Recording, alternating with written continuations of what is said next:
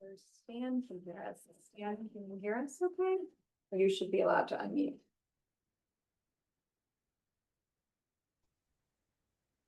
Yes, I hear you. Okay. Hear you too.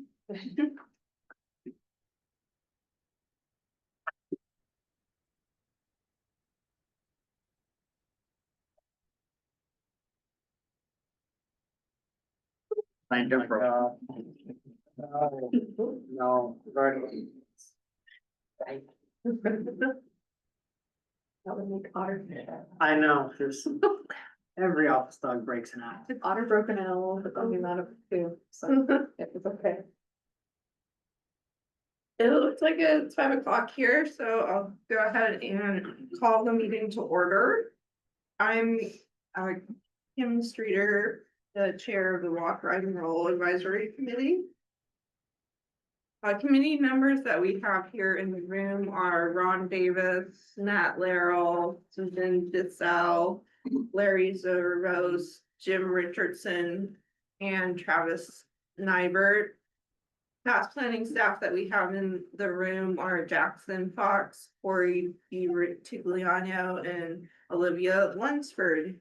We also have Malia Walters here as a guest, and we have Stan Justice joining us online. Our first order is to approve the Thursday, September 18th agenda. Approve, motion to approve. Oh, do you have a second? One second. Okay. Jim, Oh, yeah. second. All right. Our next item is the approval of the June 26, 2025 meeting minutes on page 2 of your packet. Does anyone have any edits or corrections to the minutes? There is one correction. Okay. Under item 10.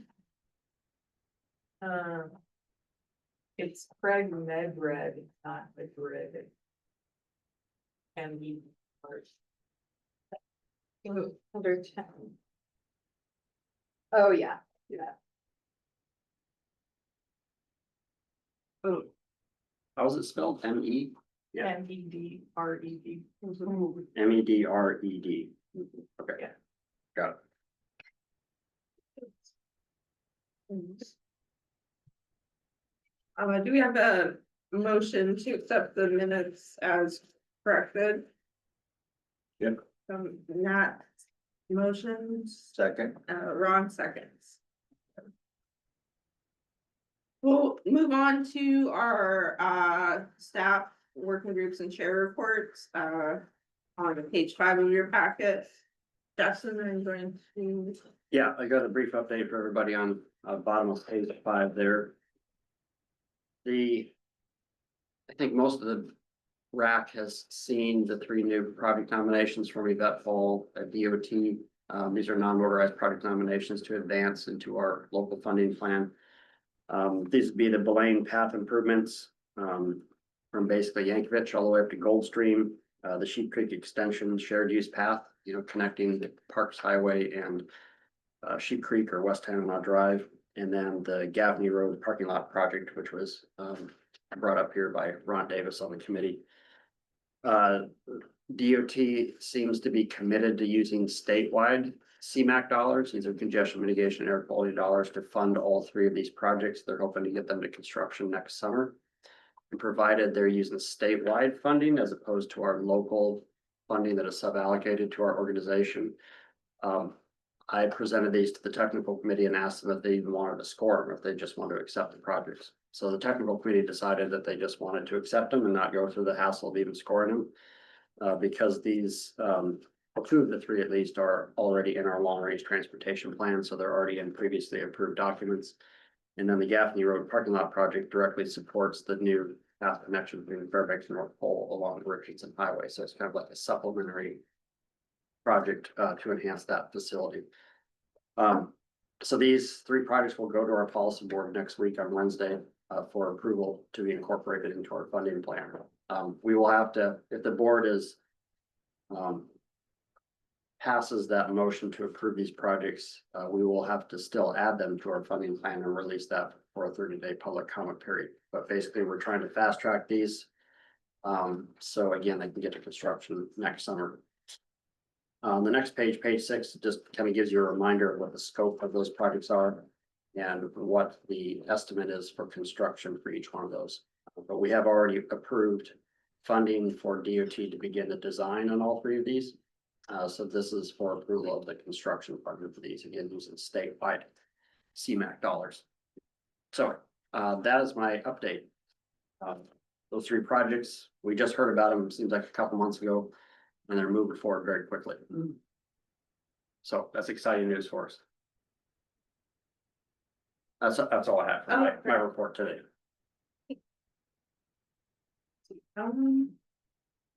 Yeah, I don't have a report right now, so we'll go ahead and move on to item number 6, which is our public comment period. Does anyone want to give a public comment at this time? And members of the public are also allowed to comment on specific items when we cover them in the agenda. Oh, wait, anything not listed as an action, Oh, okay, any non-action item. now, and then an action item they can. provide Oh. us with. So, Okay, I don't hear anyone volunteering for public comments, so we'll go ahead and move on to item number 7, which is our literature review, Urban Bikeways Design Guide, Volume 3. From NAPCO. Corey, wanna go ahead and? Yeah, can I share my screen? sure, Might need to be, your color, so sure, yeah. please don't share, let's see if it'll.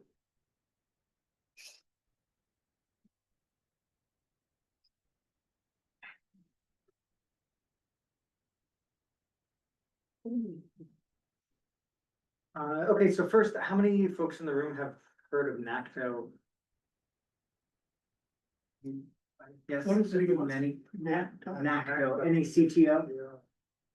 It's the, help me. National Association of City Transportation Officials. There we go.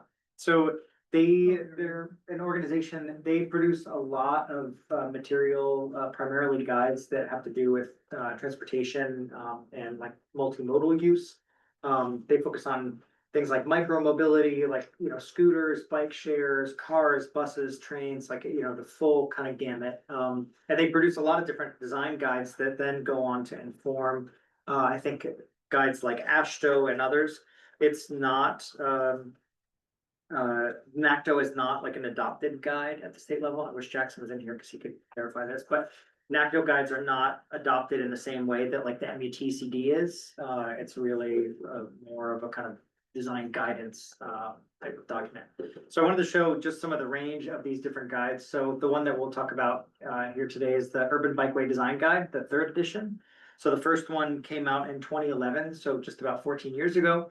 And they've had a couple editions since then. And this most recent edition is, I think, pretty special.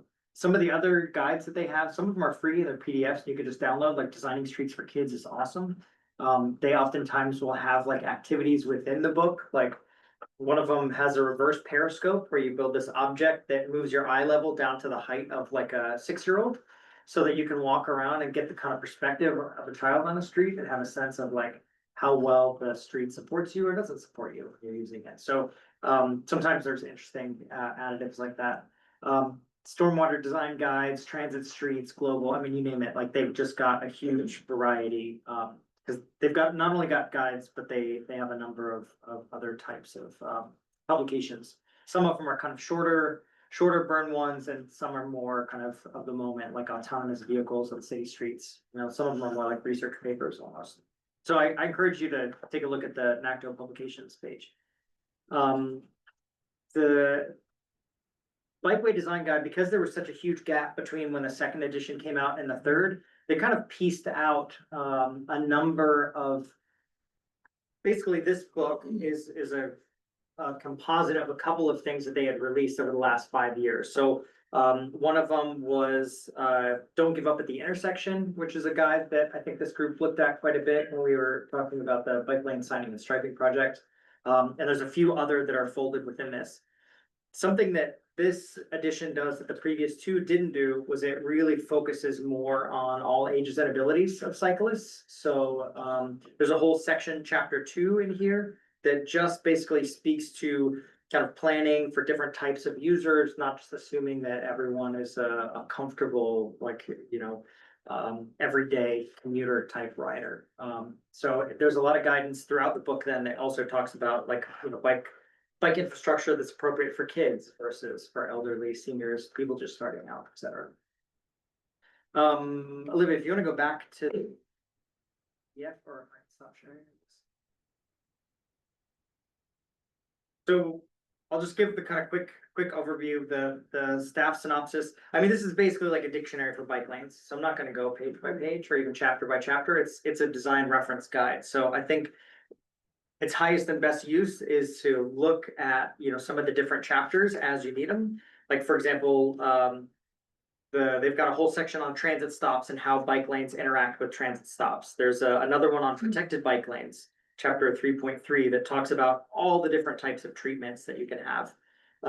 So maybe I'll just give the high level, and then what I wanted to do is spend more of this literature review talking about the bike lane, some of the bike lane questions with the 2025 striping law. So just the synopsis, I'll just read it out. You guys can close your eyes and place yourself in our bike lane project if you want. But like I mentioned, the design guide is a nationally recognized playbook for designing bike infrastructure that works for everyone, whether you're a confident commuter, family with kids, or someone trying biking for the first time. So now it's in its 3rd edition, and it sets a new standard for safe, connected, and equitable bike networks. So that's a bit of a departure from the previous two. This one really focuses in again on like this all ages biking. It's got practical tools for intersection treatments, lane design, and network planning that reduce conflicts between people driving, walking, and biking. Its core message is that streets are not just conduits for cars, but shared public spaces where safety, equity, and climate resilience are advanced through thoughtful, inclusive design. I think the audience for this book is definitely like folks on this committee, but then also lay people. Like, if you pop this open and then you popped open AASHTO, they are completely different audiences. Like you'll see some formulas in this book, but they won't give you a nosebleed like some of the really engineering heavy technical ones. Like these are oriented for people that are interacting with engineers potentially and trying to help advocate for better bike infrastructure in their communities. So the language is super approachable, which is nice. I think that there's a lot of relevant lessons from this book that could and were attempted to be applied to our bike lane signing and striping project, but then were removed. But context sensitive design, I think, is an important one. One of the reasons that Barnett was changed from a contra lane or a cycle track with 2 combined lanes is because the city was really focused on how this would connect to the intersections at the northernmost and southernmost end of Barnett Street, and then they eliminated those connections completely. So the justification for the design of the facility was kind of undermined, which is unfortunate. That also means that, the forward in this book is really great, but it talks about, connections being one of the most important aspects just between people, but also connecting to other important locations. And when you just, like that chapter implies, giving up at the intersection, you really throw everyone into a state of chaos, and it just interjects more and more anger with the infrastructure. It makes people feel less comfortable and more frustrated. So I think that the Fairbanks ones could have had stronger intersection connections and treatments, clear conflict reduction measures at driveways and crossings. Barnett Street crossed 10 roads east-west. I mean, they're incredibly short blocks running east-west, so there were a lot of potential conflict points. And we noticed that at several of the signalized intersections, the pedestrian lights were just deactivated. So northbound bicycle traffic had no walk signals. So, in the absence of having actual bike signaling or, bike lighting, not even having the pedestrian signaling was a kind of bizarre omission also. So let's see. Yeah, the rest is just kind of standard, but I think the point is, or what I wanna talk about this, and then when we get to the bike lane signing and striping project is how we can start to really look at these documents more, as well as some of the additional materials I have listed here, like the MUTCD 11th edition has a ton of stuff on bike facilities now. I mean, I feel like we're entering an easier time to be doing this kind of work because a lot of this infrastructure and design is legitimized in these big scale documents. And then the AASHTO Guide for the Development of Bike Facilities 5th edition is a really, obviously got a lot of information about bike facilities on public roads. So with that, I wanted to just open up a couple questions. So there's sort of three categories here to think about: design for all riders and users, context sensitive connected networks, and safe intersections, and conflict reduction. So maybe we'll start with the first question, but open to the group. How could Barnett and 10th project, the Barnett and 10th project, have been designed to feel safe and intuitive, not only for confident riders, but also for kids, seniors, and new cyclists? Does anyone have did anyone take ride the bike lanes with someone that doesn't normally bike, or see any kids riding on it, or have any observations? I think splitting it from a two-way cycle track to two individuals was a mistake. It was what? Was a mistake. Hmm.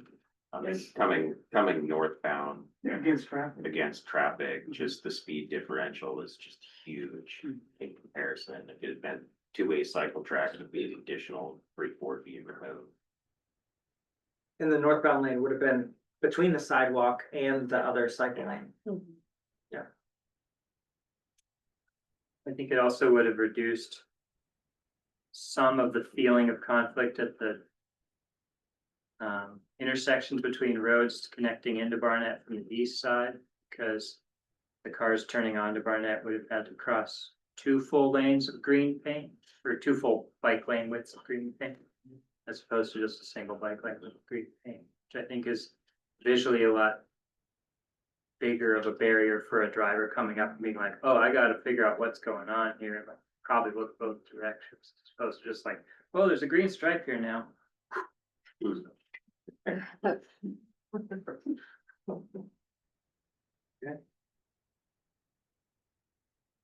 Get rid of flexi posts and put in Jersey berms. I guess I don't really feel like on-street bike lanes are safe or comfortable for people who are all ages. Like, my mother has done a lot of biking in her life. Now she's in her 70s.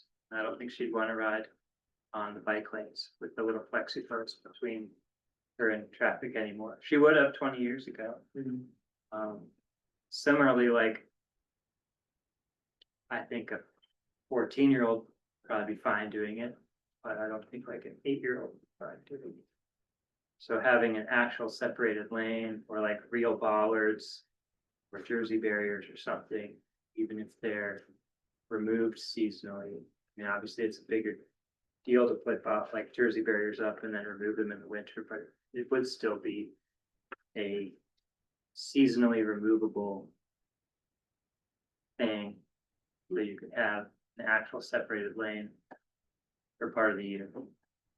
Still have it, still get over our like lack of being able to use those kind of infrastructures year round, still have summer only infrastructure, if that's the compromise we have to make. So I put in parentheses a bit of a cheat, but other users, I have some observations, but I wanted to see if anyone else wanted to add first is, what did you notice about either vehicle behavior or pedestrian behavior on these? Was anyone around them on foot long enough to see how people are using the corridor? Or what did you notice as a driver that it, what kind of behavioral changes did it make you adapt to? What? Go ahead, Jim. Okay. Being that one side, the east side was northbound, right? Yeah. Okay. I saw somebody going northbound on the south, on the west side. And, then I did see cars turning the wrong direction, waved them off. this once, I didn't use it much. It's not real convenient for me. I noticed on several occasions that riders did not follow the rules of the road. Just zipping right through intersections, not looking for any other traffic, not paying attention to signals. Crossing right across traffic. Younger riders, And that's moving east-west or north-south? yes, Yes, and. north south. Yeah. But I did see one just zip across at a 45-degree angle. But, and you know, maybe after a while that would change if it was there every year. Right. Or better public education, hey, you gotta follow the rules of the road. But you see that all over town anyways. Yeah, it was a little bit, I don't know, I mean, it was really hard because the walk signals were turned off for the northbound side, so it's sort of like, I don't know what the signal's supposed to be. But the first time I rode it coming northbound, I was like, oh, I didn't expect to stop at any intersections. Period, because I was thinking like Barnett's a more major street than the side streets. So therefore, the bike lane on Barnett would also be like more major than the side streets. So that was something I had really thought about during the design phase. Yeah, It's also very awkward to not going north, to not be able to see the light. So I had no idea if cross traffic had a red light or a green light. Just couldn't see it, and there's no way to get. Pedestrian Right. crossing signal from the Yeah. bike. So a couple tangential observations is we did radar over the course of this and measured speeds, but also there was a lot of tourism traffic that was dropped off right in front of Bobby's because of the Polaris closure. So we actually got to see a lot of people using it as a crosswalk space and noticed that a lot of people were standing in the bike lanes waiting to kind of cross the road. So it effectively constricted, drive lanes down to two. So, it kind of meant that it was a much safer crossing distance for other people. There was never so much bike traffic that we saw conflicts between like pedestrians and bicyclists, but additional benefits of these types of projects are that all this additional friction, visual and otherwise, slowed people way down on that road. Or at least have them drive the speed limit, and then, give them a much more limited crossing distance. That said, I saw people on dirt bikes, kids on dirt bikes, like alternating between the curb and the sidewalk and, almost. It threw me into like elderly mode where I was like, you kids, like I remember running out at one point because they almost took out one of the chefs sitting out behind Big Daddy's. Because they're just ripping out the devil's sidewalks, but anyway. So with I think the context sensitive connected networks, the benefit of trying out on Barnett was that it did go past the school, but it sort of terminated right at the school. But then the east-west, did anyone have experiences on 10th Avenue? In terms of how it linked to nearby destinations, or did anyone use that as a, connection to other major north-south? I Like the use it Steves? quite frequently. Yeah. Yeah, I use 10th frequently because 8th Avenue was closed. I'm going to the co-op work, so I'm heading south anyways, and so 10th was very convenient. Though I will admit that most of the time I was on the sidewalk. See, and I use those things all the time, but I don't like 10th. I use 11th. It's quiet and. All right. Yeah.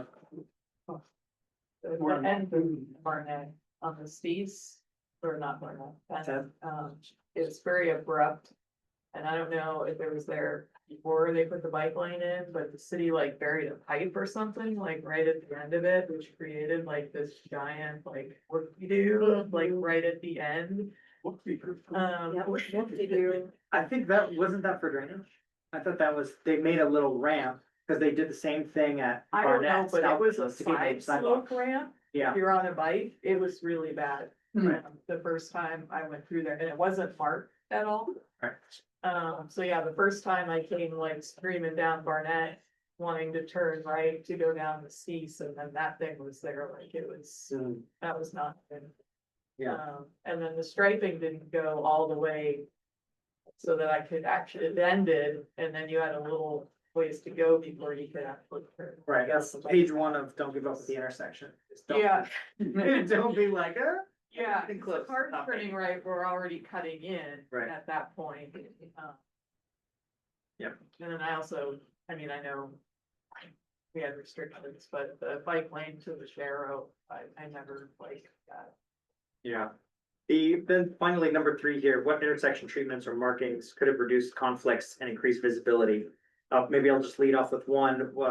I was talking with one of I think another cook that was at, cooks have the best information, by the way, because they're out on their cigarette breaks at all times of the day, and they just are like passive observers of the world around them. So, Chris, who works at, Salties was noticing, like, especially when people would run over the first line of white cones on the southbound lanes of Barnett, and he kind of observed that because you have this mid-intersection jog to basically get cars over, you have, if the person in the left lane on Barnett doesn't jog over, then they basically shoulder the car directly into the bike lane. So having a mid-intersection lane change without there being like a very obvious like demarcation that that's what's happening, I think led to a lot of the early damage on the road, because basically the first block of cones would get taken out pretty frequently. That was one of the other reasons we originally suggested a two-way bike lane on the east side of Barnett, so that the lanes coming southbound across the bridge would just go straight. Still aligned, yeah. Yeah. Yep. You would just eliminate the one lane on the left and trigger the bike lane.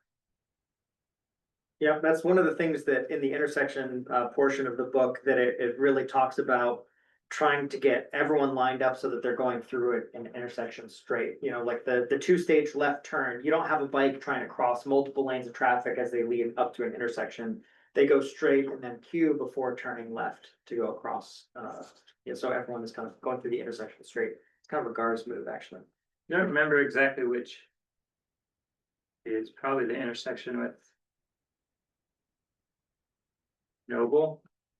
When you're coming west on 10th. Mm.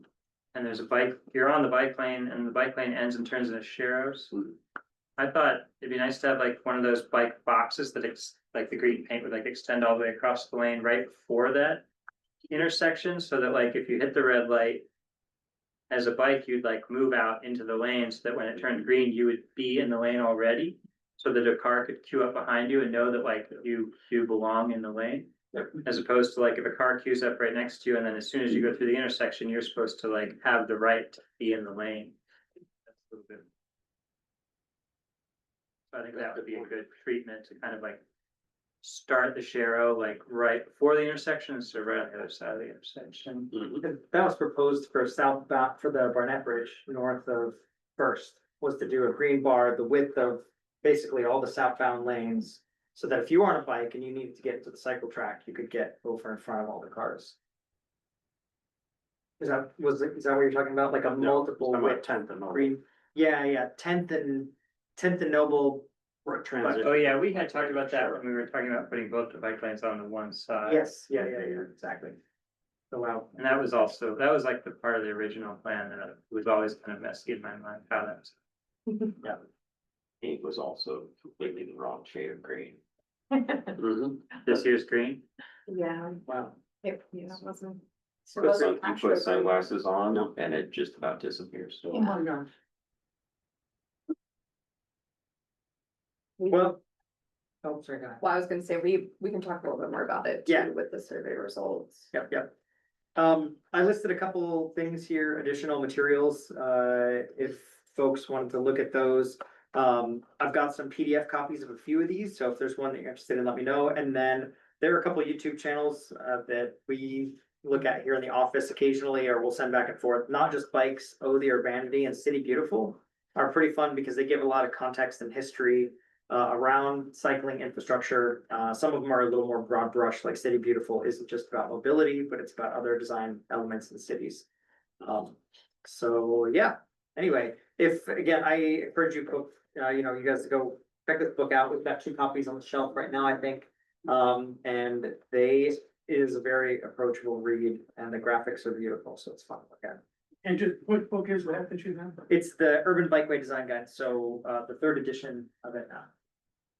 And maybe someday we'll be able to do like I took the Urban Bikeways Design Guide workshop at NACO this last year, and it was a morning session, and it was so fun because each table was given a different intersection, and you have all of these different statistics about just how many vehicles or how many people and all of these things moving through the intersection, and then they give you like these charts that are peppered throughout the design guide as well, and you can literally like point and like fill it in here and fill it in there, and then all of a sudden you can draw out a treatment as a non-engineer, and it's pretty magical. So I would love to be able to do that at some point.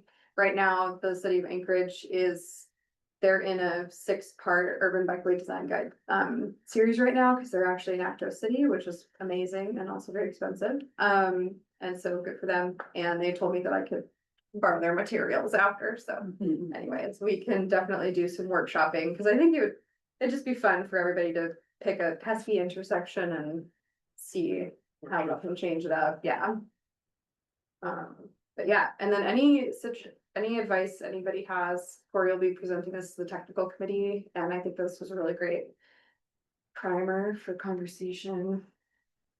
I wasn't, Yeah, I don't know how it's gonna go. yeah, I wasn't exactly sure. My thought was to pull out some of the examples that are in here and sort of show what the city of Fairbanks installed and show what best practices intersections should have been done. Like, you know, to basically say, if they have kind of followed this to like best practices level, this is what the intersection would look like, or this is what these cross treatments would be. Or if you were to install this in a more permanent fashion, these are the types of things that should be considered, like a median design, or, you know, a seasonally removable bollards with an embedded, you know, threaded rod and that sort of thing.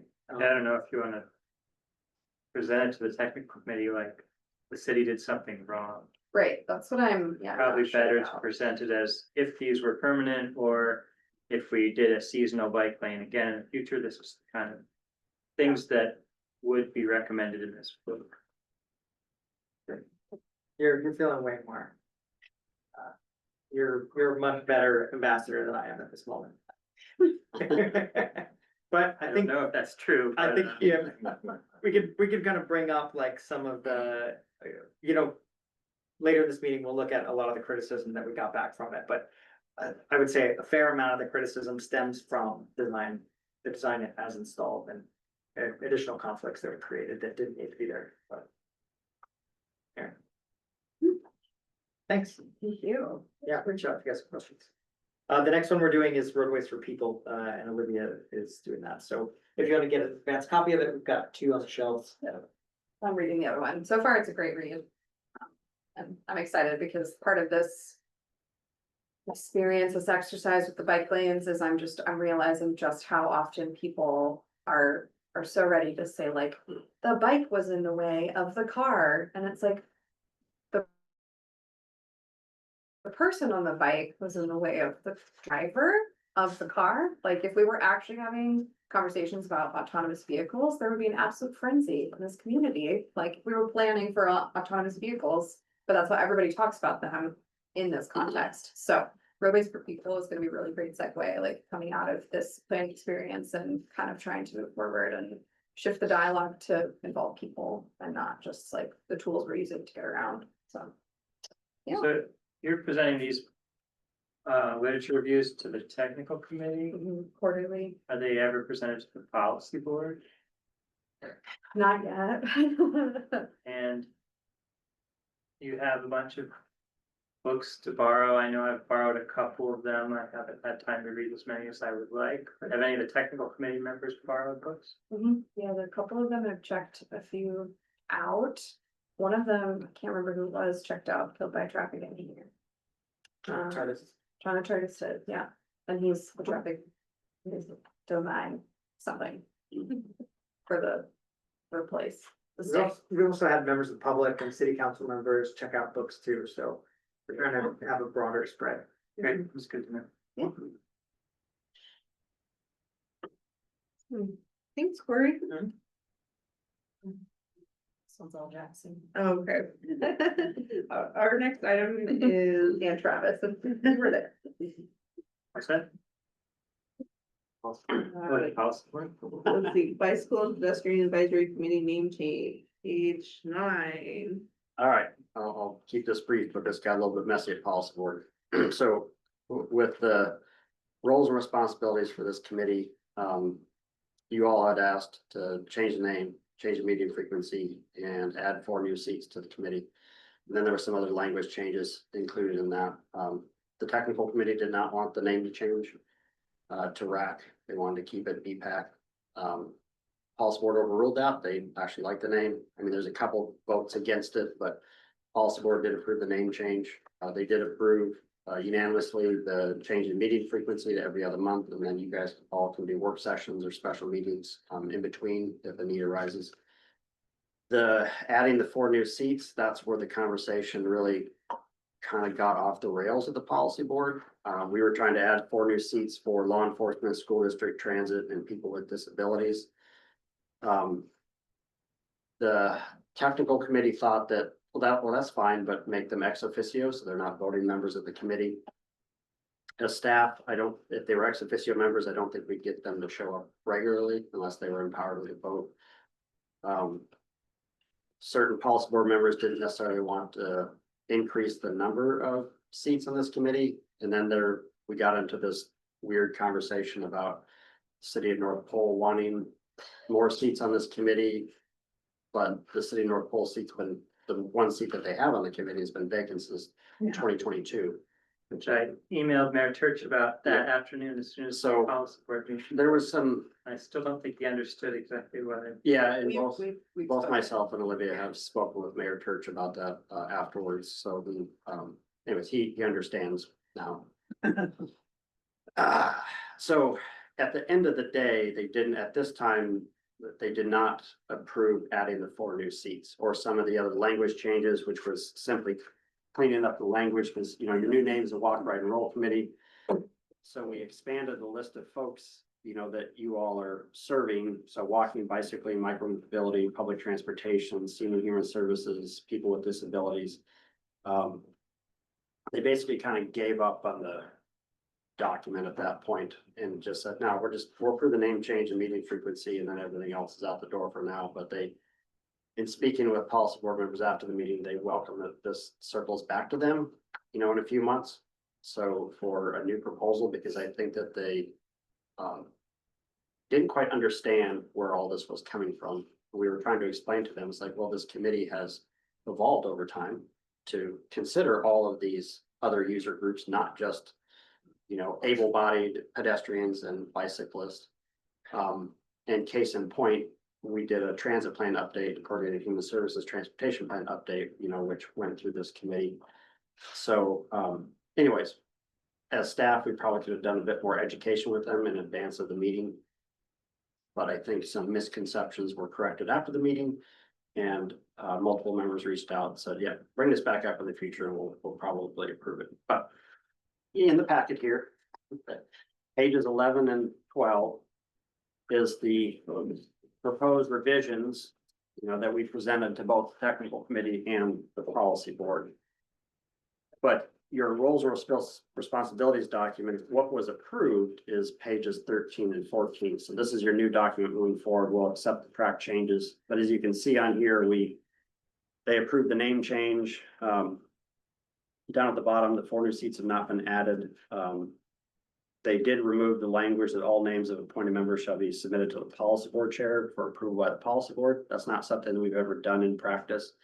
And that statement had appeared in our bylaws for the organization, and the policy board removed that statement from our bylaws. So that's why it's removed from this. And then page 14 shows you where the meeting frequency has been changed. And then I think pages 15 and 16 in the packet are just redundant. It's the same printout of what's on pages 13 and 14. So it somehow made it a packet twice, but.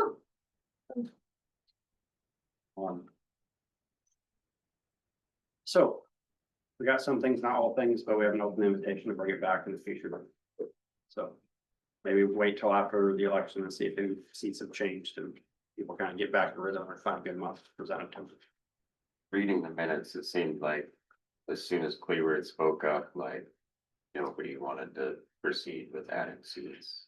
was the impression I got, and I think he just didn't understand why we wanted to add seats. Yep. And he's very against any sort of government expansion.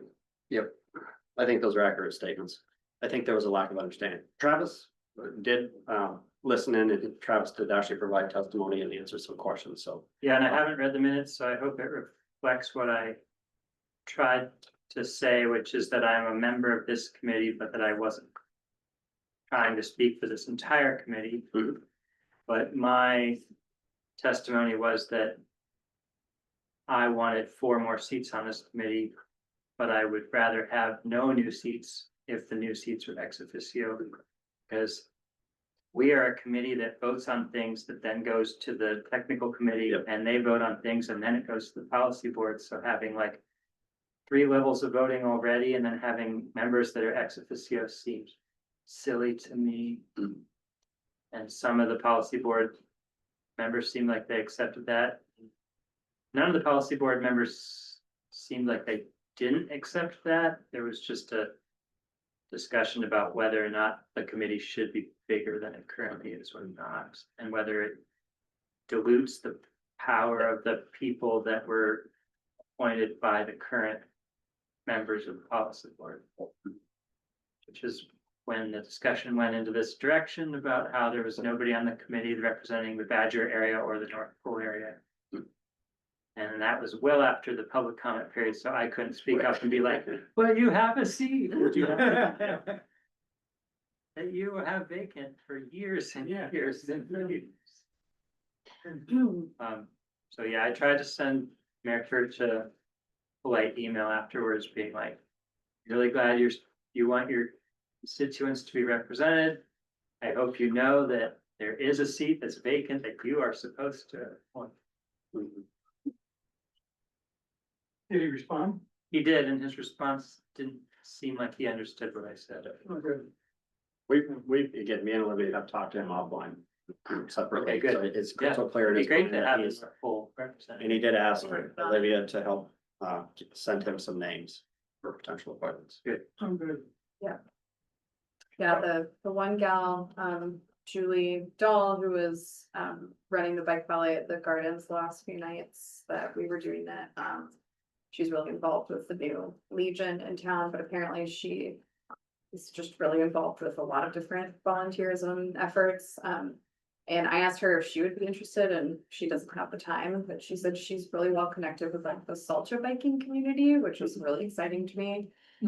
So yeah, I've just kind of been giving her a little bit of time and space to make those connections and follow up with her, but it would be really cool if maybe, yeah, that the bike ballet relationship transpired into having like a Badger or Salcha representative on this committee.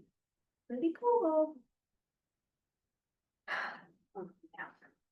That's all I got for that. But I feel like everyone should go to a policy board meeting and see how much different it is than these. Mhm. Yeah, and I think too, if people are going to come here and participate on the committee, that they should be allowed to vote, you know, as members. Just since they're participating. So how is it different? Because in the meeting. I mean, it's more formal and more Robert's rules formal It's very political, and very political, yeah. and a lot of votes come down to what's in the best interest for their organization, not necessarily what's in the best interest of the organization as a whole. So it's, yeah. It's not as objective as, say, our technical committee. Yeah, it seemed like the people representing the city were. Yeah. Looking out for the city, and the people that were representing the borough were looking out for the borough and that. You know, I guess that makes sense because they're elected officials, but it's, you know, different. It wasn't really a conversation. Or the tone wasn't very conversation. Thanks for the update and thanks for the members who participated or attended the policy board meeting. We'll go ahead and move on to item 8B, which is the WRRAC non-motorized project nominations and prioritizations on page 17 of your packet. Yeah, I think this is me again. So, we had a work session in July. Does that sound right? I think it was. It was July. Yeah, I think it was July. Yeah, so not the entire committee had attended that, but a few of you did. But what we did at that work session was we worked through the entire list of non-motorized project priorities that this committee set back in April of 2022. If you recall that effort, you know, we looked at our entire boundary and everybody threw in their ideas for what path and sidewalk projects that this committee would like to see advanced to get into design and construction. And those were objectively scored using a GIS map that Olivia had created, comparing the locations of those projects to, you know, neighborhoods and medical facilities and schools, and whether or not it was on a transit route. Anyways, there was a lot of different criteria that, you know, awarded points to each of these projects. So they were put in priority order of 1 through 26. Since 2022, the ones that are crossed out either have been built or they are going to construction next summer. The ones highlighted in green are ones that are basically on pause right now. For Geist Road in particular, there's a corridor study. There's an RFP out right now to hire a consultant team to do that corridor study to identify what the safety improvements would be along Geist Road. So those projects don't advance until we actually have the area studied and then recommendations for what those facility improvements would be coming out of that. And then the ones in yellow are the ones that are still remain in need. And I tried to, as we talked through each one of these projects at the work session, I updated, I guess, my comments or notes for each one of these, because some of the ones in yellow, you know, they're good to move forward. Some have some challenges with potentially, like, you know, there's no maintenance authority for this facility.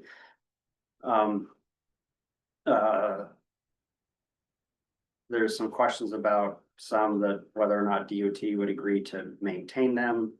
Because there's a vision for a sidewalk or a separated path, but then DOT maintenance might prefer just a widened shoulder. So some of these things haven't, you know, quite been sorted out yet. So anyways, you can read through my notes there, but that reflects our conversation with everybody at the table in July, including Yvette Hall, the DOT project manager. That I would say, as far as project manager at DOT, most of these non-motorized facility projects land up in her hands as project manager to design and deliver them to construction. So, and she's the one that has advanced these CMAQ projects for Belane, Cheap Creek Extension, and Gaffney Road with a parking lot. So she's a good friend over at DOT to help us try to knock these off the list. The one action item I thought, or at least I came away with out of that work session, is that this committee could spend some time focusing some attention or effort on the sidewalk infrastructure in the core of downtown.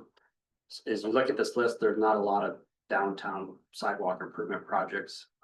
We do have a sidewalk condition survey for downtown and an ADA transition plan for downtown, which prioritizes which sidewalks should be reconstructed. Again, that was very objective, but we could present these reports to the committee to kind of get the wheels turning on maybe picking a couple streets in downtown to add to this list. So moving forward. But the city on their own is, you know, they're working on, they did 4th Avenue last summer to rebuild the road and put in a sidewalk, because the sidewalk was about that wide and broken up. Yep. And they just did 8th Avenue. They did 6th Avenue last summer, and they are in design right now as 7th, 8th, 9th, and 10th Avenues. Predominantly between like Barnett and Cowles. So over in that area. So the city has their own priorities and they're moving forward with some things.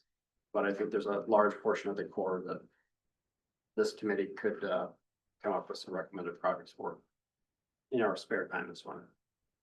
So something maybe to add to the next agenda or schedule a work session on that particular topic. Is Mini Street considered in the core?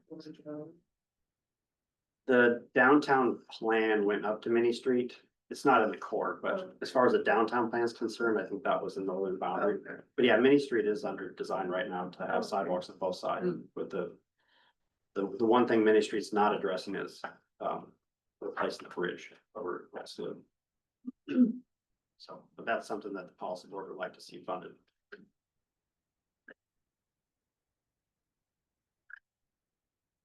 Well, anyways, that's my update. I know other committee members were attended that work session, so. Is any other comments to share or thoughts from that? But I feel like from just 3 years ago. I feel like we're making good progress on implementing these priorities. There's definitely a lot of wins here. And a lot of these projects have not been forgotten about. They're being put into plans to get funded. And what's your view of why that is? Why it's better now than it was 3 years ago? You know, honestly. I think Yvette Hall, again, the DOT project manager that works on most of these, she has a personal interest in making path and sidewalk improvements throughout the community. And just on a personality level, having a DOT engineer that supports this and is trying to find ways to even use statewide, federal dollars that can be used anywhere in the state and our community has really helped get the needle moved on these. So, anyways, it's nice when, you have folks that do this work to design things to get into construction that are very supportive of these projects for their own personal reasons. So, we have added her to our steering committee as well for our long range transportation plan updates, so that voice can continue in our next process.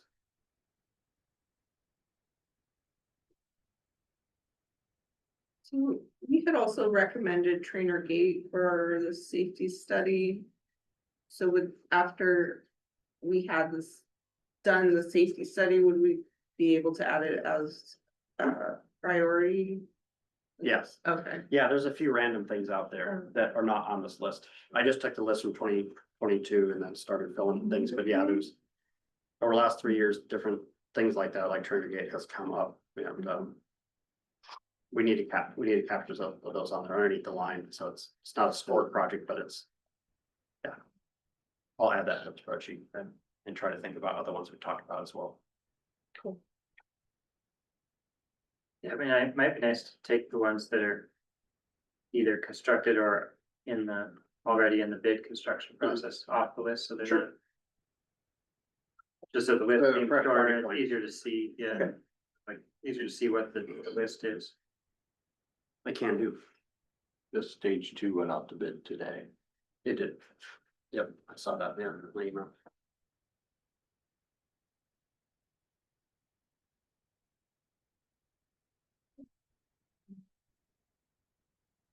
So are we supposed to do a motion on this? Oh, okay.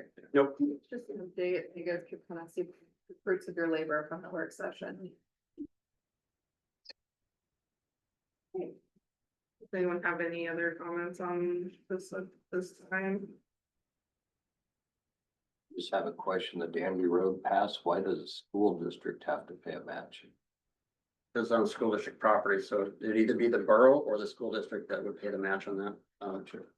Even though it's next to a state road? No, so these are the paths that are behind the schools that connect to the neighborhood. Oh, I got you. These are on like, In the football field, the neighborhood. Yep. Gosh. Yeah, Peter Stern went out, and took photos of them like 3 years ago, Yep. and there's all sorts of cracks and stuff. Mhm. But yeah, I mean, we understand the school district has a challenging budget, but the borough underneath the capital improvement program could offer up a match to cover it on behalf of the school district, so. Yeah, it connects to that Aurora neighborhood. Yep. So still a good project, but I gotta work with the mayor to figure out the borough might be willing to cover the match on that, so we can get a really cheap project too.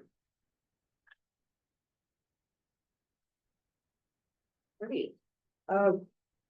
Thanks, Jackson. We'll go ahead and move on to item 8C, which is the bike lane signing and striping pilot project on page 18 of your packet. I can take this one. Thank you. So yeah, we've already done a bit of debriefing. That's really why I wanted to slate this as an agenda item. And as I said in my email, the survey results that you guys were seeing, number one, they weren't like the full breakdown in terms of all the comments. I saw that I forgot to toggle off one. So pretty much every time that there was, a question where there would have been room to provide a little bit more of a response, we had the other category and then please explain, or had a separate space for can you please explain more. So we did get a lot of like individual commentary, and I was trying to produce you guys just like the little 8-page, like the condensed survey shows, with the extended, and that didn't work. So now you've got a bunch of delightful comments to read through. And you will see all of them. I was telling Jackson, Survey 123 actually now has this really cool thing that you can do where you can make these pretty reports and they can be individualized, per response. And so I am planning to make like a packet, of the responses. And I also am gonna evaluate to see how many people responded to both surveys, because for a while there, it did seem like people were taking both. And so, yeah, just kind of trying to understand that, but by no means would that discredit like the responses in one survey or another. I just want to see how many unique impressions we got essentially, for these surveys. But generally, like what you can see, so we'll just look at the extended survey starts on page 18 and the condensed survey starts on page 52. But you can basically see that we did have like a pretty broad audience. We didn't have like just city folks or what have you. So that was kind of fun to see. And then I really just wanted to do this as kind of like a litmus test just to see where people were in terms of like mentally in traffic. And so this was really just an opportunity to see how the community perceived these roads and like essentially their levels of stress or like how busy they are. Yes. The average score, I don't understand the numbers. The what? The average score there. I don't understand the numbers on it. It was 15.3%, 3.773, and then 41. Yeah, that's statistics. I'm not a statistician, but those are like, I don't know, the weights that they each wound up with through the running process. So, but and it also looks like some of the percentages got kicked down because it's not really format. It's much more of like maybe I should have done it on horizontal hot dog style paper. But you can't see all those percentages, so that also might be why it doesn't make sense. But really what you can look at is like Airport Way. It ranked number 1 over 50% of the time. And again, like this one, it really isn't one to get too invested in. I just wanted to use it as like an understanding to see how people are thinking about our transportation network, in terms of how busy it is. And then, how often do you ride a bicycle for transportation? We sure had a lot of nevers. And so I think that that's important to take into consideration because there are questions throughout the survey asking people how they feel about, bike lanes or about the impact of this. And at this juncture, that's 121 survey respondents. This had 276. I mean, that's very close to half of the respondents have replied that they never ride a bike. And so that is important, you know, and I also am really, really grateful to people for being honest. I feel like there could have been an opportunity there just to be like, yeah. But people were really honest, and I think that really, yeah, that speaks to the effectiveness of the survey. We also had how often do you ride a bicycle for recreation versus transportation?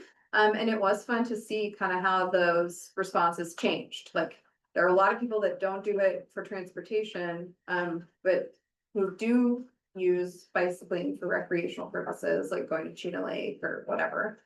And so you can kind of see just how the purpose or intent might have also shifted the perspective of the bike lanes. Especially like if you're not coming to recreate in downtown, which we also know is a thing in the downtown core. So the majority of folks said that the bike lanes made them feel excited, happy.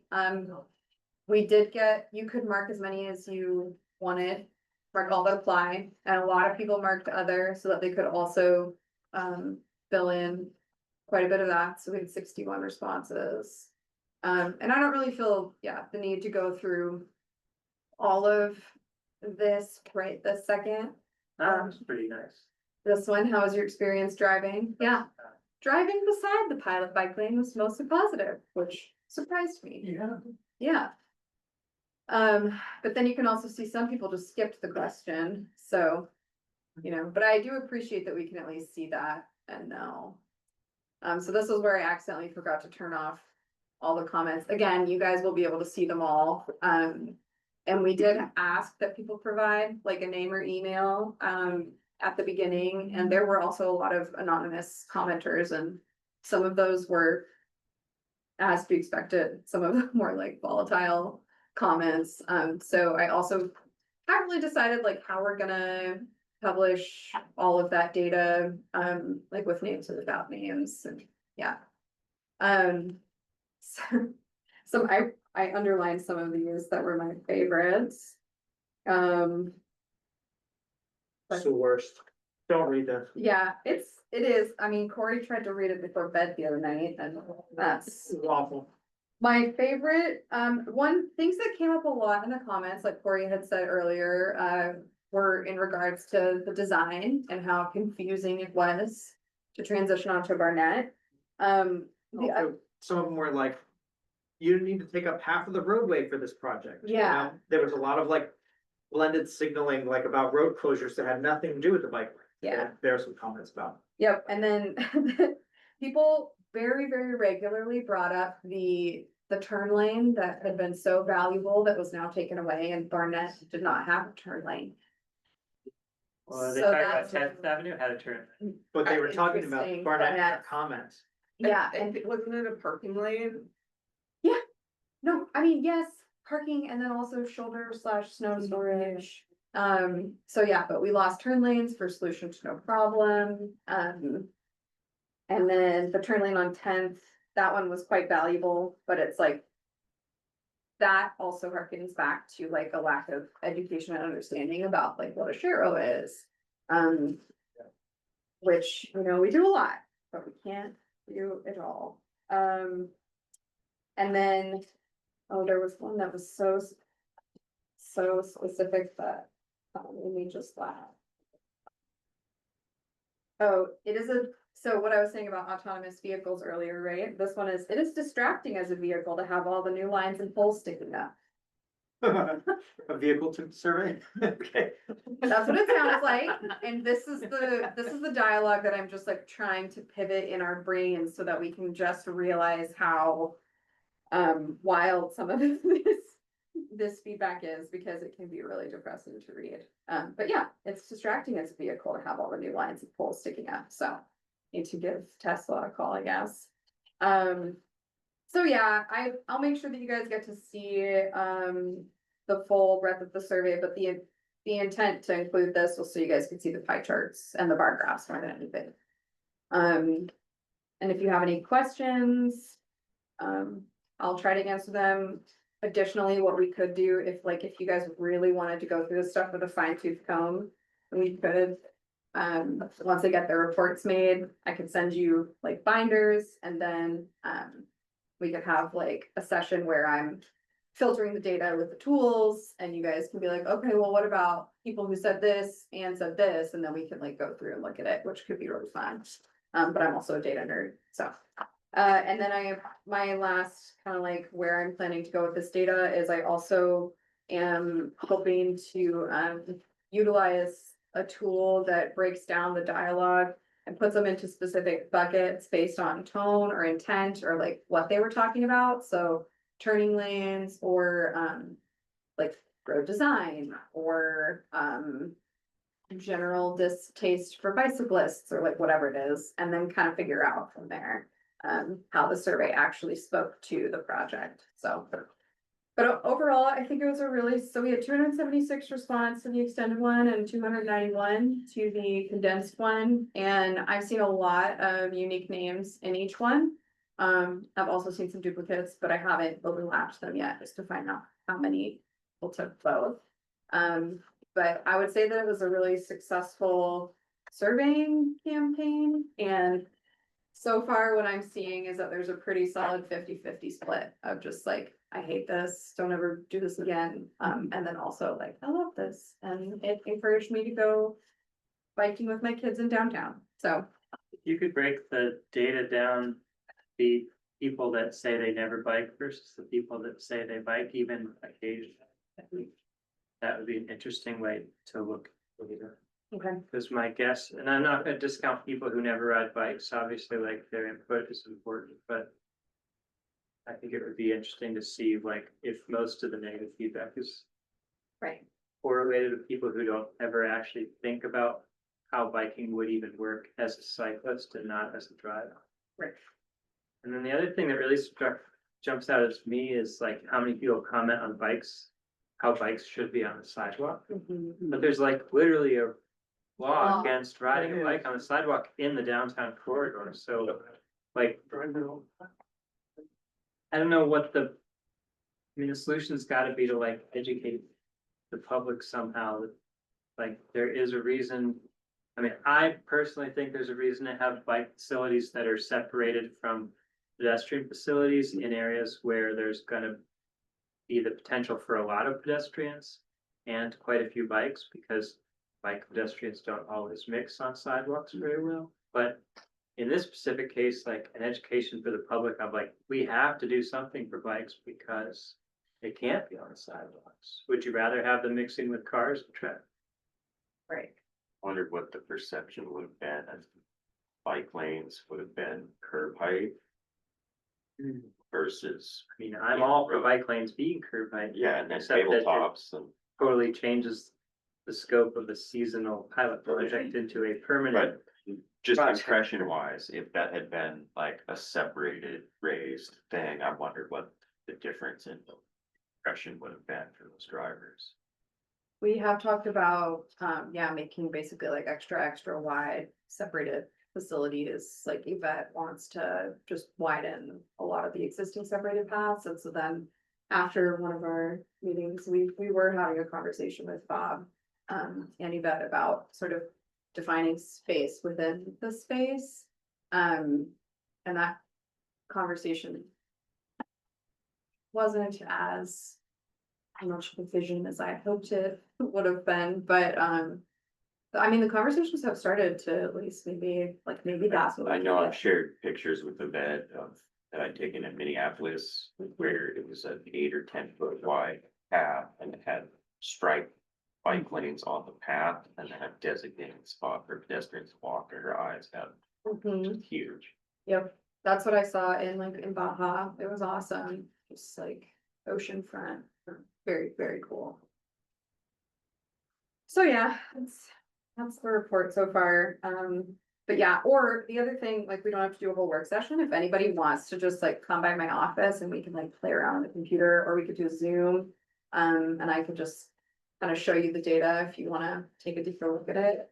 We can go about that, but we are planning to compile basically like a report for October is our goal. So the radar data, the behavioral shifts, et cetera. And will it be, yeah, but I mean, will it be, besides just being public, will be like presented to some point to Yes. somebody? Yeah, I'll make sure that you guys see the report form. But yeah, the policy board is expecting a report out on this, and I'm sure the technical committee, they also love data. We'll be excited to see what folks are saying.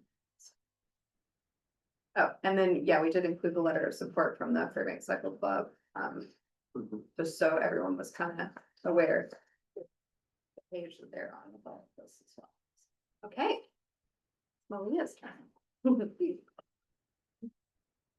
Oh, this is for item 9A, the Pioneer Park Boat Launch Parking Plugins and Picker Road Path Project. Yeah, that's a mouthful. So like Troy said, might call it P6 for short, but is that after I introduce myself, my name is Malia Walters and I work for Michael Baker International, where the consultant has been hired to help out with this project. We're doing the design and also the public involvement, so I'm not an engineer, so I'm not responsible for the design, but I do public involvement, so I help do the public meeting, make some of the visual materials, and also do issues like this. So, John Torrance is the DOT project manager, and then Sarah Shocker is the Michael Baker project manager. Next slide. Yeah. So it is a lot of words that all start with P. You might hear people call it P6 or P to the power of 6. If you hear that, that's what's going on. Next slide. All right. So I don't know if anyone came to our open house, but I'll just kind of briefly go through a background of project. The idea to improve this parking lot off Hager Road near the boat launch was proposed in the Pioneer Park Master Plan, which was approved in 2021. So the idea is that there might be a new convention center-esque type building that's built closer to that parking lot, so it would be nice to improve the parking lot, not only for that, but just generally speaking, if you've ever driven past it, you know, it can be a mess back there. There was a carbon reduction program in CMAQ call for projects in 2023, and there are actually 3 projects that were included in that have been combined into this project, so the path, the plugins, and the parking lot all together into one P6 project path. And the parking lot's on borough property, and part of the path is also on borough property, and part of the path is on state land. And then Pega Road is state, so it's a mix of borough and state match that's going on. And Michael Baker started designing in 2024, almost a year ago now. Next slide. And the design goals are to expand the size of the parking lot, pave it, improve the circulation of the parking lot. I have a project map in the back there too that we can look at. It's really long and tall, but generally speaking, I can bring that up here too if you want, but so improve the parking lot, improve the riverbank. If you've ever tried to launch a boat there, someone had to like tie a rope to me once. I was in an inflatable raft and they were in a kayak and dragging out because there's a really big back eddy there and it's hard to launch a boat. So that's in the scope of this project too, is to improve the riverbank. Also, something that this committee I'm sure is interested in is the path to improve that gap where the Chena Riverfront path kind of ended there. And then the path on Airport Way. And then also there's vendors there, Canoe Alaska, Salmon Bake, minimize disruptions to them if at all possible. Next slide. So what we've done so far is we have had a lot of meetings with Canoe Alaska and the Salmon Bake just to get their buy-in on the project, which has been great. They've been good partners to work with. The engineers are designing all the time, and they've been working on the path alignment and the parking lot concept. Like I said, I have the map back there that I can pull up. I will say that the path alignment is changing. So if that's not totally accurate, what's on there, that's what we brought to the public meeting, but it has since changed since then, based on public input, which is great, right? The team's also just been looking at right-of-way impacts, doing some H&H work to look at flooding, like making sure that if they improve the riverbank here, it's not gonna flood all of Fairbanks. And then they also have to do a NEPA process for this project, so we have had our environmental people doing that as well. Next slide. And then we had an open house. Do this picture in here. Corey showed up. It was a total success. I would say, like, I'm sure y'all know public meetings can be hard to draw people to, especially in the evening, get off to work, have kids, whatever. So we presented this public meeting. I say, is that one of your kids? Yeah. Yeah, we had a great turnout, about 150 people. So we presented the meeting not only as a public meeting, but as a barbecue as well. To get people to come out with free food, and we hosted it on site at the Wilderness Pavilion, that's right by that parking lot, so.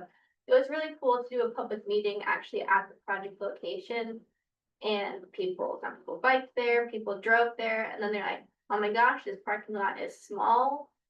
Maybe we should expand it, so that was also good. And we had a lot of really great feedback at the meeting too, which I can talk about later.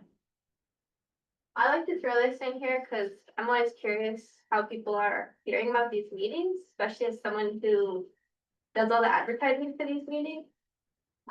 Since it is a borough project as well, it's kind of like triply owned, right? Fast planning, borough project, DOT project. We worked with, Caitlin at the borough, she's the PIO. And she helped us out and she made some advertising content on their social media. We also posted more kind of run-of-the-mill content on DOT social media. We did print ads, digital ads, posted flyers. I think Channel 11 picked it up as a feature. I didn't see that, but people did report that. That was how they heard about the meeting, and I was surprised about that because we hadn't asked for that, but that's great. And then just kind of other people had heard about it for work, from their friends, from their family, on the Fairbanks Facebook page, whatever. So I was surprised that we had so many people hear about it from the newsminer ads. I feel like typically that's not as much, but just an interesting side there. So. And the goals of the open house and barbecue, just generally speaking, we wanted to get a large crowd, and I think definitely we achieved that with 150 people showing up, and we got people who were just visiting the park too, so maybe they wouldn't have normally come to a public meeting, but they stopped by, they got hamburgers, hot dogs. John and Tardis, the DOT manager, was grilling, so he had to talk to every single person that came through the lines, which was great. We did have the newsminer write a story about we didn't have them do it, they chose to do it, but they wrote a story about the project after the open house. This one's always kind of hard to see, but you know, you just want to get your message out there early so the public's not so opposed to the project that they throw a wrench in it and that it gets delayed or canceled forever. At least 30 people, yeah, we had 150 people. And yeah, the highly impacted vendors showed up to the project open house, and they do, for the most part, seem to support the project, which is great. This is probably of interest to you all, but just kind of what we heard at the meeting. Generally, there's lots of excitement. I think with a project like this, it's not necessarily low stakes, but it's not like in someone's backyard or something like that. And it's a very beloved community space that a lot of people use, and they recognize the need for some sort of improvement there. So people are excited about it. Originally, there wasn't going to be a left-hand turn lane turning into the parking lot if you're headed south. That was something that was added to the design before the open house. And it was nice to hear that at the open house, people did also support that change. Something that we heard from a number of people was just making sure that all the facilities are going to be accessible. So with the improved riverbank, there's going to be some like ramps down to the riverbank, and people pointed out, hey, make sure that the grade is not so steep that if people are in a wheelchair or pushing a stroller or whatever, they roll into the river, or make sure you have some sort of delineation between ramp and river. So those were great comments to hear that we passed on to the engineers. And then as far as concerns go, a lot of people were really concerned about the Wilderness Pavilion, which is where we hosted the barbecue. It's going to be in the footprint of the new parking lot. The idea is to dismantle it and then put it up closer to the river. So it was nice to hear that people were concerned about it. And it was something that we had thought about. Other things would be tree removal, just landscaping, and then there were comments that came in about the path alignment too. So just concern about what the path alignment looked like, and that actually caused some more revision to the path alignment. So like I said, we have that map back there, but it is subject to change. If you go to the next slide, we'll talk about that. Yeah. So the bike path, which is probably of interest to you all, I'll put it right here. That's the existing Cedar River front bike path. They just have it tie in and then come down this way and then go just a little bit this way, but not all the way up on the side of the road because the bridge is right up there. And then the map is just kind of awkward to fit on a hot dog style view right here, like Olivia said. So I split it into two. This is the southern portion of the path. That's the Salmon Bay right there. And then this is the Salmon Bay bus parking. We did get comments just about the path alignment here, like, general, I would say, unhappiness with it. So it is undergoing revision, and I would say one revision that they were thinking at one point was instead of having this 90-degree crosswalk there, having it more like 45-degree, but it's even bigger revision than that at the moment. It's not totally set in stone yet, and they're still talking about it with the vendors, so I can't really say anything concrete, but just know that the engineers are taking the public comment into consideration, and they're trying to make the path better for people who will actually. Next slide. So what's next? Responding to public comments. Like I said, the engineers are still working on that final path alignment. And they wanted to get that really nailed down before we sent the responses to the comments, so it should be any day. I think that's finalized, and then we'll send out the comments, responses, which is great. Working on the environmental document, right-of-way acquisition if needed with the borough and DNR, and then hopefully construction on the sheet 7. So, like I said, John Tardis at DOT is the project manager. He's a good person to direct your comments to, but I would say even if you have his email, use this email as the project email and for time your parking project up. They'll come to us and then we'll make sure it's logged appropriately and you get a response. But now I'd like to open it up for questions, or if not, for the map up here, I can do that too. A big question is, what I watched that. They had a dock there. That's all in. Then filled in with by the river. Yeah. And so if you put a boat launch there, how are you gonna avoid that? Creating more of a. Build-up? Yeah, that's a good question. There was, like you said, a dock there. Then there was a CIP project to replace the dock too. And this project's been presented to the Chena Riverfront Commission. And the Chena Riverfront Commission has said at this time that this project is kind of filling the need for the dock project. So that project's getting shut down for now to focus and fund this project. But yeah, the sediment buildup there is like really weird because there's the eddy. I don't know all the hydrology that goes into that, but the idea is that they're gonna put a concrete ramp into the river, and it's a non-motorized boat launch only. It's not turning into a motorized boat launch. It's still just non-motorized only. They're putting the concrete boat or they're putting the concrete ramp into the river, and the idea is that it'll be easier to like scrape sediment off the concrete. And they are working with the Paddlers Association to see like, would you guys even want to launch your boats off concrete ramp? So the paddlers are also involved, but yeah, the idea is to put the ramp in there and then put some fill. And they've done modeling and they have thought about that. So yeah, I do realize that the sediment situation there is not ideal, but they're hoping to fix it. So you still be getting, trucks driving across the bike path to get to the boat ramp, similar to now, or are you expecting like a big increase in traffic launching and treating the boats?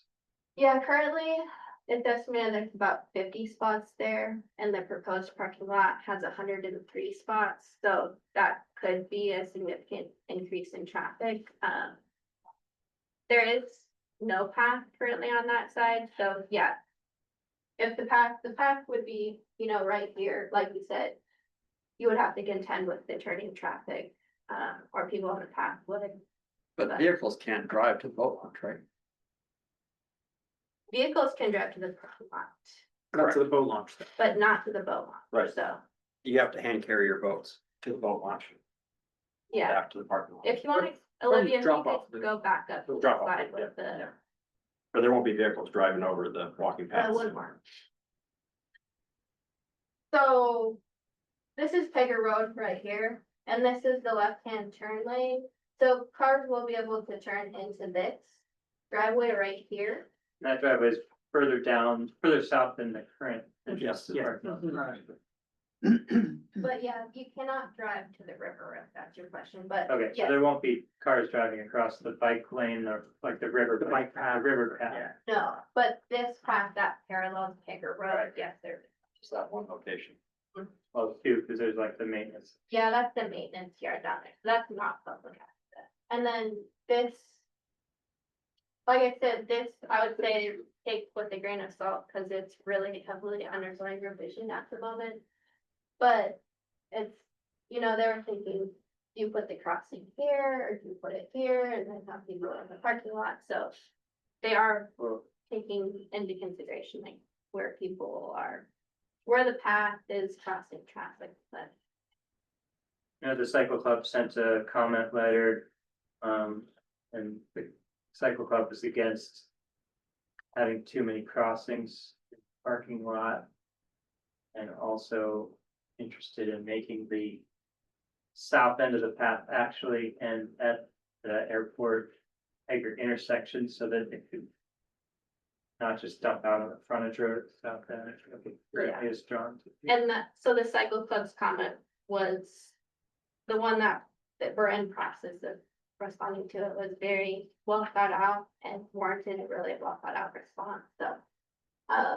Sarah, who's helping with the design, said that, yeah, that's one of the things that they're hoping to address with the design changes, to not just like help finish that connection to Airport Way versus. There can be any change on the bike path or goes underneath the Pegger Road Bridge. That was, there were a lot of comments about that one too, and it's hard, that is outside of the scope of this project. Even just scooting it over a couple feet, because the borough's been really good about maintaining that path in winter, like all the way to underneath the bridge.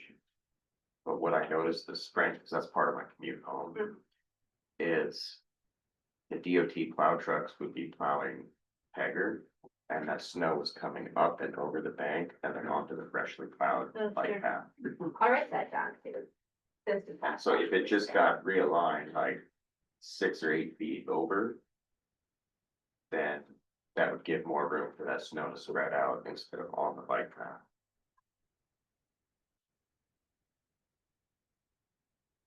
Yeah, I'll pass that along to them.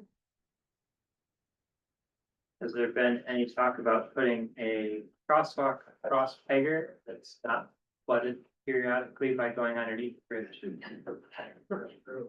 Yeah, let me finish writing this down. Seems like a really busy road to have a crosswalk and all the reasons that. No. Yeah, that was part of the second club's comment too, I think. I'm on the So, cycle club, so. great, I figured, maybe, I know Eric's name was on that, but. There's fun stuff.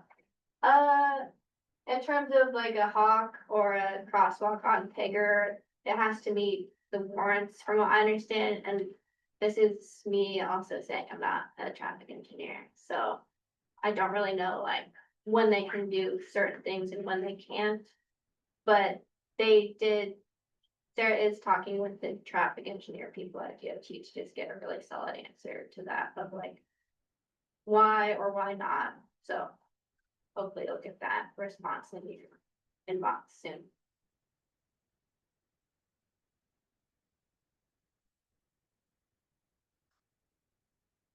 So this parking lot's gonna serve a new building? I mean, that's part of the master plan of Pioneer Park, the Civic Center. Is currently in that building that was having issues. The barrel building, someone called it the other day. The pickle barrel. The pickle barrel. I haven't read the master plan in entirety, I will admit, but yeah, it's my understanding that they're hoping to have some sort of new like civic center adjacent building. Yeah, they would be planning to take out that, work yard that's behind Canoe, Alaska and relocate. Relocate that to the other, work area that's currently accessed from Pegger Road and then, construct some sort of. Civic center at that location by the river. And if- yeah, I'm not sure the status of that, Um, beyond it being. it's in the Yeah. plan. So, but the idea is that the will actually serve that building, and it does have the head bolt units too, as part of this. Yeah. So there, anythings with this design that would preclude it from being a signalized intersection in the future? I mean, imagining that Pioneer Park replacement facility goes there, there potentially be more traffic coming and going. I don't know, I haven't heard that, but I'll ask Sarah, because I'm curious too. I mean, this is now like the closest parking lot to the new playground and, you know, some other improvements that they've been making, so I'm just anticipating that people may be using this parking lot more now that it's got expanded scope. Has Yeah. there, sorry. Has there been any studies on how many people park in this parking lot specifically to use the river access versus people who park in this parking lot to use the pavilions and the bike path and the playground? Because every time I drive by this parking lot, it is totally full of cars. But every time I park in the big main parking lot at Pioneer Park, it's very empty, and the only spots that are full are like the ones right up against the curb near the entrance to the park. So I guess I question the whole idea that we need to expand parking when we have a whole bunch of other parking, as opposed to like just putting out signage that says like, this parking is for use of Canoe, Alaska and the river, and like, please drive around the block and park. So I guess I was wondering if there's any studies, like, I don't necessarily think that the plan is bad, I just am wondering, like, before this plan went into the design phase, was there any studies on sort of like, how is this parking lot used and what other facilities are there around Pioneer Park that are being underutilized? I'm not sure, and I'm not sure what type of study process was involved when the Pioneer Park Master Plan was made back in 2021. So like I said, this project, not like definitively, but the idea behind the project was first proposed in that plan, which I wasn't involved in, but it is available online. But I might have questions about it. I want to say, reading the master plan a couple months ago, they had talked about eliminating the parking that's over by the Carlson Center and turning that into more green space. And so that's probably replacing some of the park. I guess I like that idea in the long term. It just seems like that's probably gonna be the last thing that actually happens. Well, and a precursor for the new building. Okay, I have another question. Go for it. I don't see any bike parking on the plan. As someone who rides my bike to Pioneer Park very often, especially now that there's a new, really awesome playground there. Is there gonna be any bike parking? Because currently Pioneer Park has a really big lack of good bike parking that's actually close to the playground. That's a great question. I would say, not that anyone's pointed out to me, I'm looking on the map over there, but it's not called out, but, I'll ask. Yeah, I don't know, and it's not called out over there, so. But yeah, great. I love that idea. Even a bike rack that's bigger than like this long. Would be great. As someone who like rides my bike with a kid trailer attached to it, Sure. like somewhere to park my bike and lock it with Yeah. a kid trailer attached. No, that's an awesome suggestion, and I'll pass it along to them, for Thanks. sure. Yeah, they're still designing it, so this is the time to check out our website if you haven't too. There's a website on the DOT, not DOT, Facebook, DOT site, dot.alaska.gov/NREG/Pioneer Park. You can also, like I said, email our project info, email, and we'll work with you to get questions sorted out or get you pointed in the right direction of who to talk to. What was that website you just mentioned?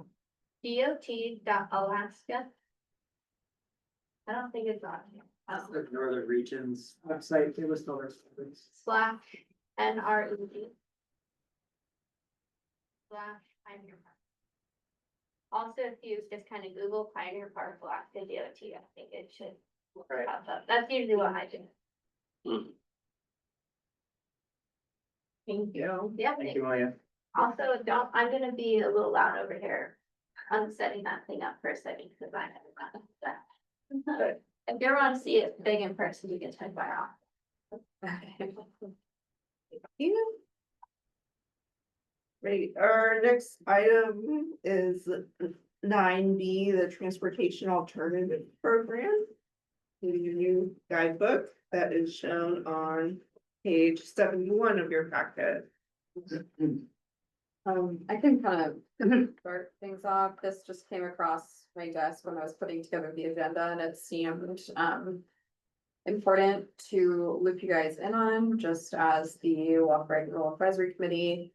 And this being the a primary source of funding for non-motorized projects, or alternative transportation projects in our planning area. So this is Alaska DOT specific transportation alternatives program guidebook that is out for public comment right now. The public comment period closes October 17th, and they're having a virtual meeting on September 24th. I put the date and the time in your agenda so that you would know if you did want to kind of follow along and take a look at the award process, the application process, and just kind of how all of that works. There's also an MPO specific section in here, which I think could use as many eyes on it as possible. And that would be my request to all of you if you to take a look at it. Page 19 is when the guidance on MPO coordination starts, and so just using it as like an MPO lens and taking a look at that as well. But yeah, Jackson, I don't know. Yeah, I just wanted to add, so this particular guidebook is not something that we're gonna bring forward a comment letter from our technical committee and policy vote on it. And the reason is because, we have our own local control plan for our transportation alternative program dollars for Fairbanks North Pole, so within our boundary. So we get a sub allocation of this money, and we've established our own process for non-motorized project nomination scoring and utilizing this funding. I think the MPO section in this does need to be taken a look at. I could probably send in some comments just kind of as a staff member. If you guys have some thoughts to share with me, I can get those over. But that needs to be, I think, clear to the public that this guidebook does not apply to Fairbanks and North Pole. That we have our own plan in place, and if you're interested in this federal funding source, that you need to come talk to Fast Plan about that. I did see a comment letter from the Alaska Municipal League on this guidebook, which is really long. It's almost like one of the comment letters I've written recently in the past couple of years. With a lot of good points. I think, trying to establish criteria for transportation alternatives on a statewide basis is very difficult, especially when you're looking at rural communities that may just want some funding for a boardwalk. But how would DOT design and build that with federal funding? Not meeting the design standard or being able to drive a vehicle on top of it. It needs to be a bridge structure. It's anyways, there's some challenges here, and that's a difficult thing. I mean, the urban area is very different from the rural area, and then you get down to the village level, and it's it's it's hard to compare those projects with projects in our community. How are those going to score well? So it seems like some of the funding needs to be allocated to small communities, perhaps by percent. So that there is a dedicated fund pool for communities that are different than ours. Anyways, the AML letter is really good read through, and I think that they have a lot of good relevant points to share that hopefully can lead to some improvements in this. But for me, I'm just kind of hands off on this, since we have our own allocation of this money and we have our own local control plan, which was just approved by DOT maybe 2 months ago, pretty recent. So.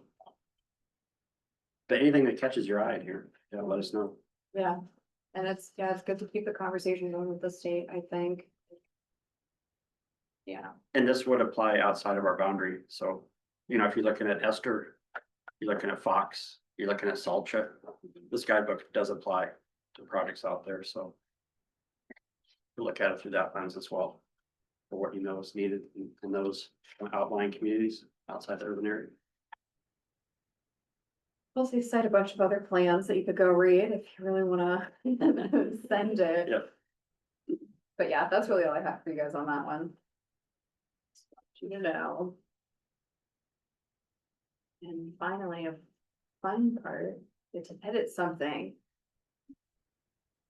So you mentioned there was a letter about this to AML or from AML? So the Alaska Municipal League submitted a comment letter, Oh, and they okay. shared that with me, so that's something I could circulate to the group, or to get it to Olivia to send off. That worked. Yeah. Yeah, I haven't seen it yet. I didn't see it. Okay, well, I'll keep an eye out for that.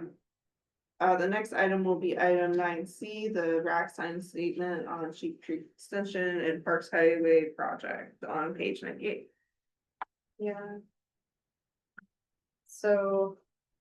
The planning office came to us and asked if the RAC might be willing to just provide a statement that says that you have seen, understand, and ultimately support the preferred alternative of the Sheep Creek extension. And I wanted to basically just create like a tiny little logbook of the work that the back and forth that's gone on between you guys and DOT. And so just a reminder, there were the alternatives A and B, and then you guys had your work session, and then they changed up alternative B to be this preferred alternative, which has a complete change up in the pedestrian crossing. And then changing this, I think it was this slip lane, making it signalized and putting the bars here. Changes like that they made as a result of the conversation with this committee and the public feedback that they had received before then. So anyways, this letter, I just wrote it up as a draft. Hopefully you all read it. If you have any edits, let me know. And I can't edit it because I can't get logged into my Outlook, and so I can't get onto the F drive. But anyways, I am prepared to edit it the old fashioned way. So I do have a couple comments, but you want me to do it in writing and just send it to you then? Sure. I mean, as long as your comments are more about like grammar, and not like content, like if we're all good with the content, that is great. And if you have just kind of like clerical stuff, I'm happy to receive that via email, or we can talk about it here. We've got a little bit of time, so. What's this dialectic process? I asked Jackson, Yeah. dialectical process. Yeah, I had- Google it, cause it just It's- 100% like- describes the. Yeah. Okay. Yeah, it's. I had to Google it myself too. That's a lot of it is. That's what it is. But yeah, I mean, we don't have to include that word, but it does really, I like the word, okay. interested in talking about that paragraph. Okay, oh, I see, okay. Encourage, yeah, so I was basically just trying to highlight that we need more of this. Yeah, I think it should be, is encouraging and that was encouraging. Yeah, okay, it is encouraged.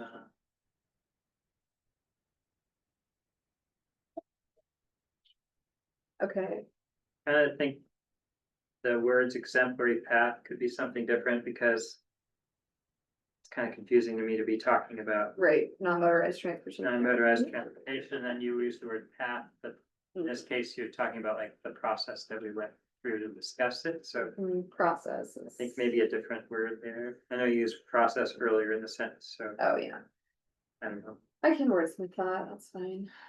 And then I wasn't sure why you used the term active transportation focused committee instead of using our new name, Yeah, or, because I wanted to kind of define the committee, because like this letter is going to the planning commission.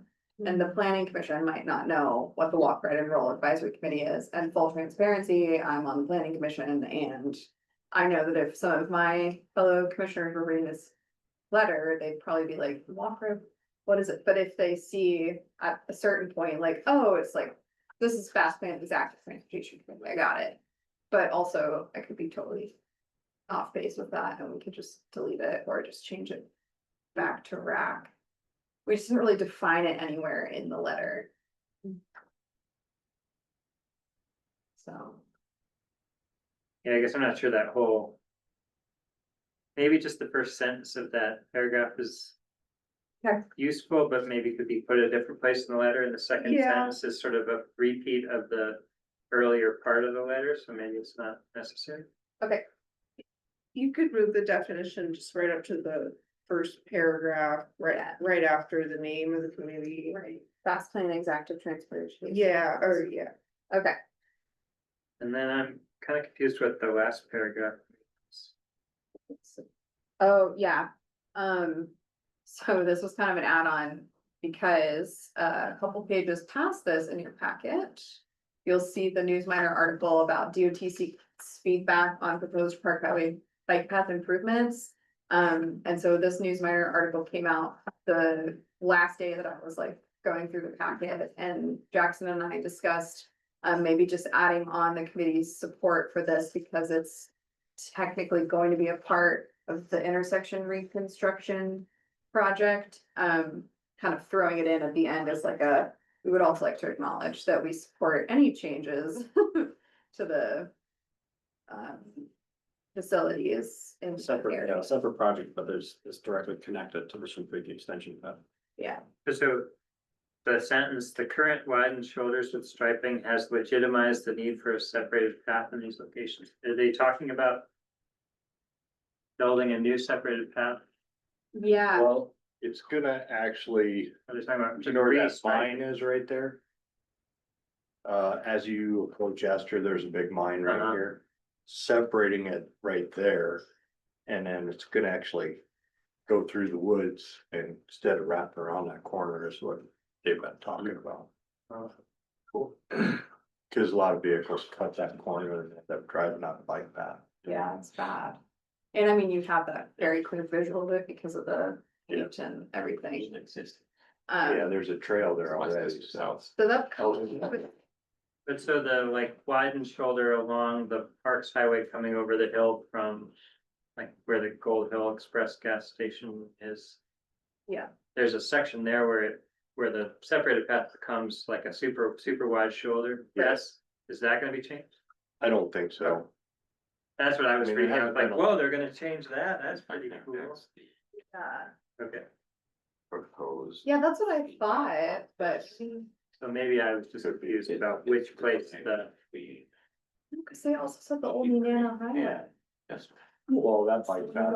I think, yeah, from the intersection of Parks to Village Road, where you turn up to, That's. I think that's part of, yeah. Right.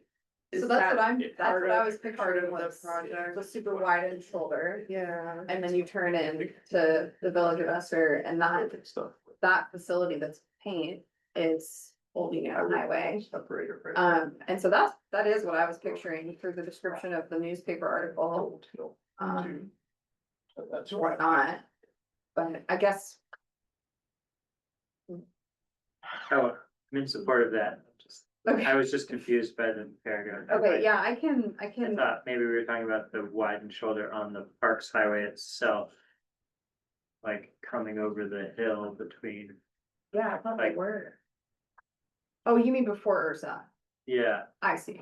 No, okay, so that's what I was confused about. okay. I just have a couple grammatical things. I don't think that you need the first indent on the first paragraph. Oh, cool, okay.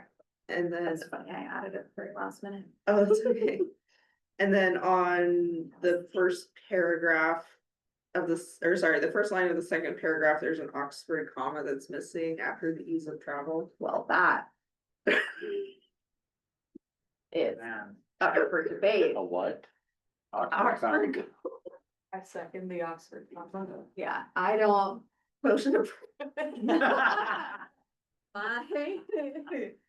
Yeah, I can't do that. My Okay. godfather would roll over in his grave. Okay. Do it. You can't add it or you can't deny it? Can't add it.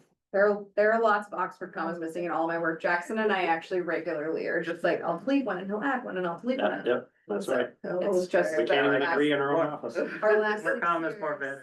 better. Not always, but yeah, I can throw it in. It's fine. Anything else? So as Kim's not gonna sign this. Yeah, I don't like the first sentence with all this would like to formally acknowledge, and just say, we support. Okay, sure. Support. Yeah, We WRRAC supports. the preferred alternative, okay?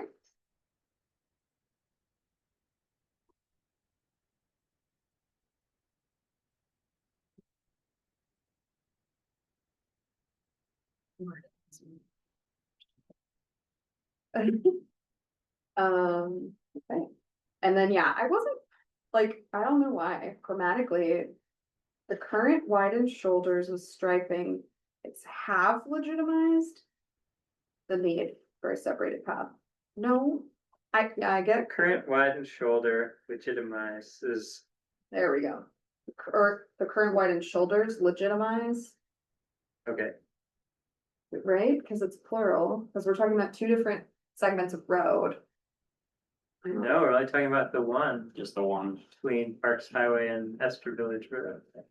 And the old Vienna, the segment when you turn into Esther, and there's that widened shoulder that goes past Esther Park towards the post office. It's like 200 feet long. Yeah, It's not very big. Oh, it's not very big, but it gets parked on and driven on all the time. So, You know where the little chapel? yeah, yeah. Isn't there parking Like- lines on there right now for some of it Someone they have? spray painted Yeah. parking lot. very uncool. I mean, the bike path striping, the gore striping has been worn off for a long time. Yeah. Right, yeah, so and that's what I'm trying to say in that paragraph is like. We see through the wear and tear on the striping that like something better needs to be done. And so. Yeah, I can work on that a little bit more and then, Oh, there's the path of the woods. yeah, There's so there's that widened shoulder. They actually Yeah, there's donated Path their of land. Woods. And My then sister's you can father see the paint. donated all the land for the Here, but fire station. that's a bike, Okay. that's a Yeah, shared it's like bike facility. facility. way Yep. back. And it goes all the way here. Sorry for pepper sprayed water in the backyard. Yeah, right there where it seems like the highway's super wide, it's actually. They're only there Yep. By like accident. Yep, Three and you weeks can out see of the the year. paint, I Oh, mean, really? it's like barely there. But that was widened to get people into, yeah, Village Road, so.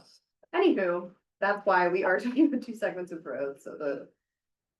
Making the point paragraph got a little funny, but.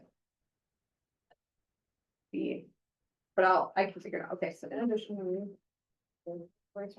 Okay, so I'll do these edits and then I'll send you guys an email, tomorrow, and then. Yeah, if I get any resounding, like, fix this too, So we need to make a motion to approve this but yes, with your impending edits. yes. Just one more, the last sentence that's the needs of the community tended to, I mean, I'd say addressed, Okay, something like that. Tended to. Yeah. yeah, sometimes I get really Canadian.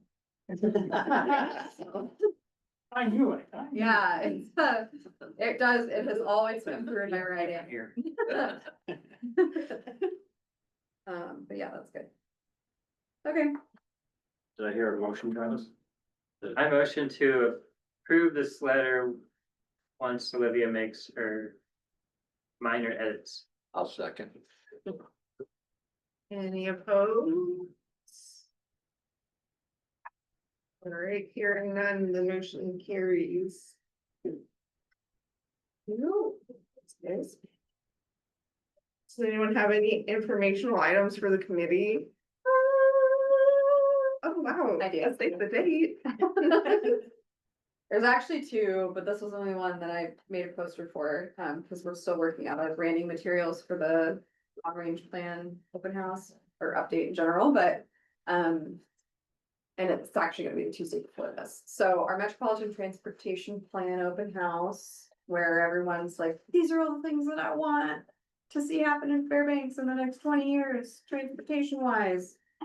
That is Tuesday, October 21st, 5:30 to 7:30, Moline Library. The next, Are you gonna spell October correctly? yeah, sure, October. Let's talk about her. I haven't sent this anywhere, you guys are the only ones who see it. I deleted my Grammarly widget, and that is why, I mean, this is how that happened. And then Winter Maintenance Forum, we are not calling it annual Winter Maintenance Forum anymore, because we obviously didn't have it last year, and, yeah, I'm excited about this year. I'm hoping to change up the format a little bit, so if anyone has any suggestions, let me know. But yeah, you'll all be made aware of when we have our seasonal mobility task force meeting as well, as get in the area maintenance. There's kind of talk about preliminary village maintenance more and stuff. And I gotta talk to Dorian, but we should be able to waive that by this year again, so. Tell your friends. So when is the open house? The week before this, Tuesday, the 21st. And that'll be fun. We'll have the consultants there. They love pizza, so we'll probably do pizza. That's my informational, and then that news minor article in the back about the enhancements, just to kind of connect the dots, the DOTs. Awesome.